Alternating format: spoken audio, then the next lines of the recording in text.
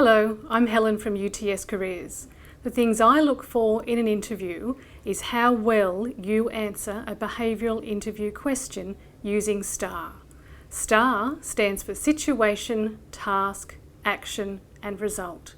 So when you make the claim that you have a specific skill or attribute, I want to hear the evidence to back that up. So when asked, please give me a recent, relevant and specific example. Thank you.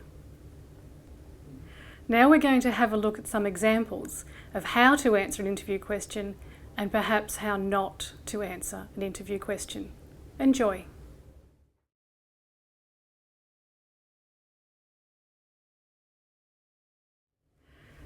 Describe a situation when you were able to use persuasion to convince someone to approach things your way.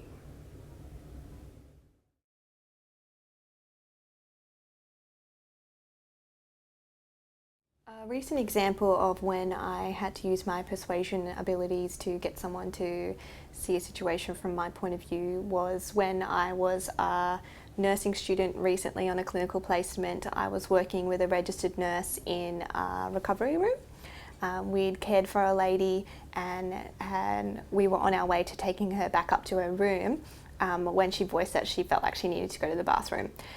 So when we got to the ward, the registered nurse asked me to grab a pan so that we could put her on the pan and help her go to the bathroom. When I bring the pan back to the room, the lady's husband was arriving at the same time, and the registered nurse asked him to just wait out in the hall while we gave a clinical handover.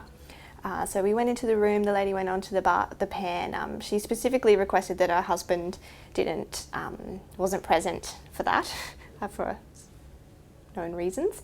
And so we put her on the pan, she went to the bathroom and we helped make her look a little bit prettier before her husband came in, put some lip balm on and sat her up, and she felt ready for her husband to come in.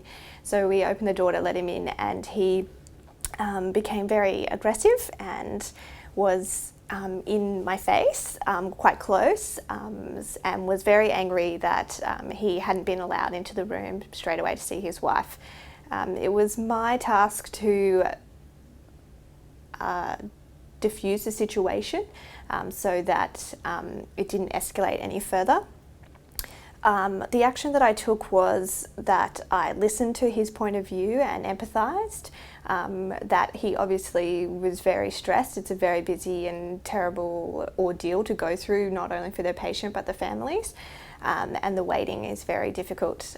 But I then explained to him that it's really important for us to first prioritise his wife's care as the main priority for everyone and make sure that she's clinically safe after the transfer from the recovery room.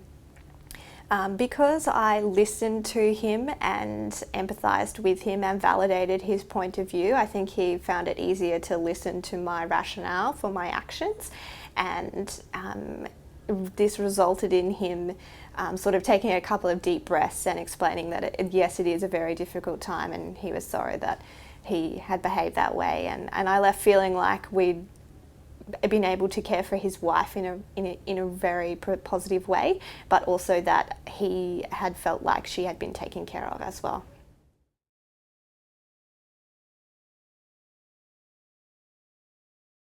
Yeah. All right. So, yeah, I think I'm pretty good at persuading people, and often I'm right. So it's good thing that I have that skill.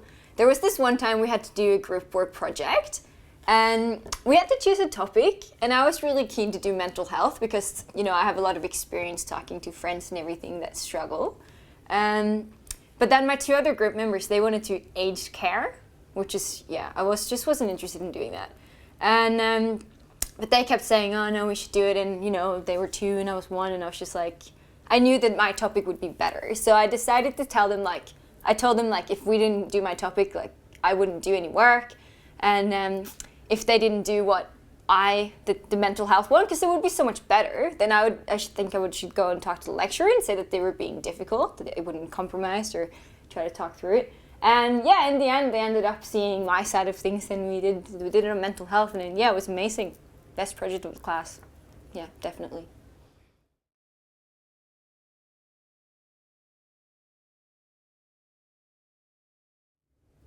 Tell me about a time when you had to settle a dispute among team members. What did you do and how did you resolve it?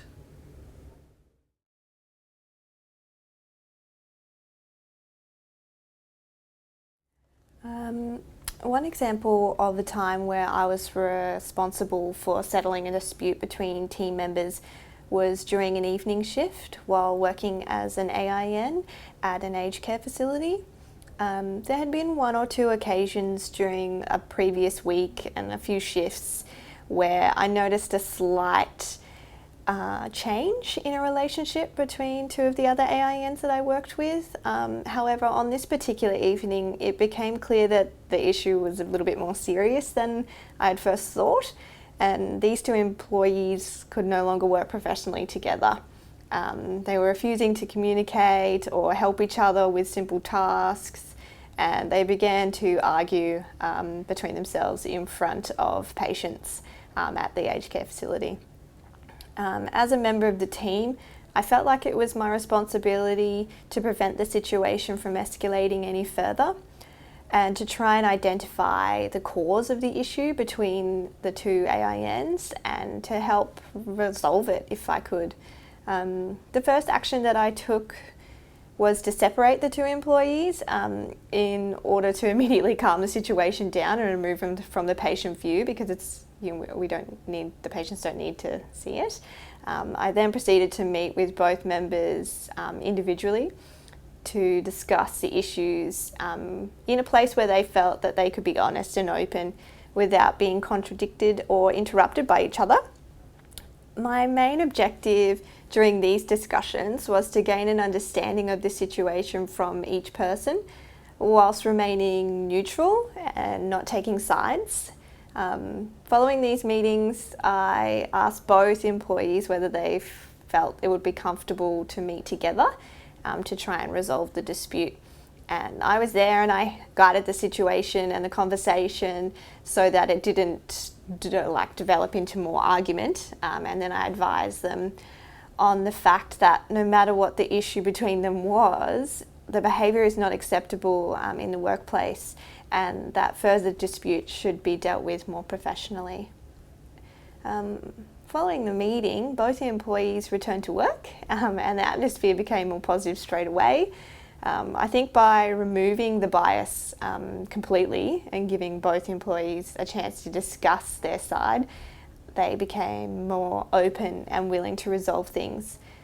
Also by maintaining control, mediating the discussion and in sort of enforcing the need for workplace professionalism, it resulted in a faster resolution, I think.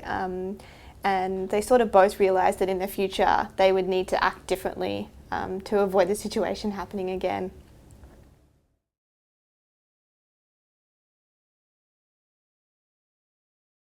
So when I was at uni, we had to do a lot of group work, and like you probably know, group work can be really hard.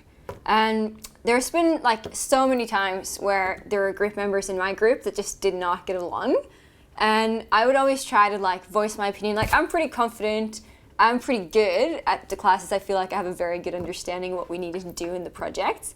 But a lot of times, like, people wouldn't listen. One time, this girl started crying. Like, she started crying in our group meeting. What's that about? Like, I don't even know what to do. It was just ridiculous. So I ended up in this one situation where, in this group with the girl who was crying, and there's people that just didn't do their work. Like, they just wouldn't listen to me. So I went to the lecturer and just basically told him all the stuff that had been happening, and he sorted it out. So that was good. I think that showed leadership on my part.